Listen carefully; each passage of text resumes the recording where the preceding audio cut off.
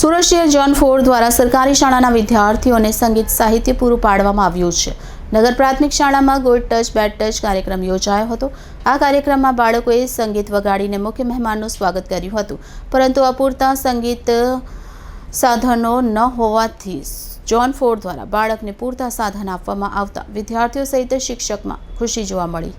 સુરત શહેર પોલીસ દ્વારા બાળકોને હવસખોરોથી બચવા માટે ગુડ ટચ બેડ ટચ વિશે માહિતી આપવામાં આવી રહી છે। ત્યારે આ સંદર્ભમાં શહેરના પાંડેસરા બોમ્બરોલી ખાતે આવેલ નગર પ્રાથમિક શાળા ક્રમાંક 220માં પણ સી ટીમ દ્વારા આ કાર્યક્રમ યોજાયો હતો। કાર્યક્રમોમાં ઝોન 4 ડીસીપી વિજયસિંહ ગુર્જર હાજર રહ્યા હતા। દરમિયાન શાળાના વિદ્યાર્થીઓએ ઢોલ તબલા વગાડી સ્વાગત ગીત સાથે મુખ્ય મહેમાનનું સ્વાગત કરવામાં આવ્યું હતું, પરંતુ આ વિદ્યાર્થીઓ પાસે સંગીતના સાધનો અપૂરતા હોવાની ઝોન 4 ડીસીપીને દેખાતા તેઓએ વિદ્યાર્થીઓને પૂરતા સાધનો પૂરા પાડ્યા હતા। સાથે ડીસીપી વિજયસિંહ ગુર્જરે શૈક્ષણિક અને સામાજિક સમજ આપી હતી।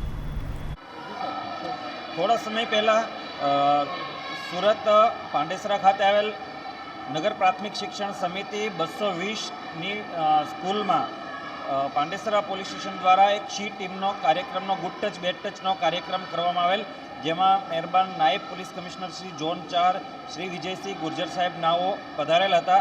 જે દરમિયાન સ્કૂલની વિદ્યાર્થીનીઓ મ્યુઝિકનો એક સેટ દ્વારા વગાડતી હતી, જે સેટ અમર્યાદિત હોય, જેથી ડીસીપી ઝોન 4 સાહેબ નાઓ દ્વારા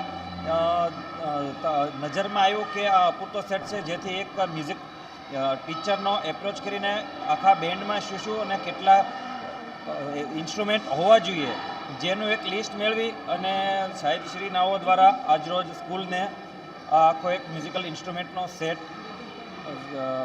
એનાયત કરવામાં આવેલ છે। મારું નામ પટેલ નૈનાબેન રેવાભાઈ, શાળા ક્રમાંક 220 આચાર્યશ્રી। આજ રોજ મારી શાળામાં ડીસીપી વિજયસિંહ ગુર્જર સાહેબે મારી શાળાની બાળાઓને એટલે કે સંગીતના સાધનો આખો બેન્ડ સેટ મારી શાળાના બાળકોને અર્પણ કરેલો છે। મારી બાળાઓ એ બેન્ડનો ઉપયોગ પૂરેપૂરો કરશે। કોઈપણ કાર્યક્રમ હશે ત્યાં મારી બાળાને બોલાવશે, ત્યાં અમારી શાળાના સંગીત શિક્ષક શ્રી હિંમતભાઈ રાજારામ કાપુરે ત્યાં બાળાઓને લઈને જશે અને બેન્ડનો પૂરેપૂરો ઉપયોગ કરીશું એવી અમે ખાતરી આપીએ છીએ। અને આપ્યા બદલ મારી શાળા પરિવાર તરફથી હું સાહેબશ્રીનો ખૂબ ખૂબ આભાર વ્યક્ત કરું છું।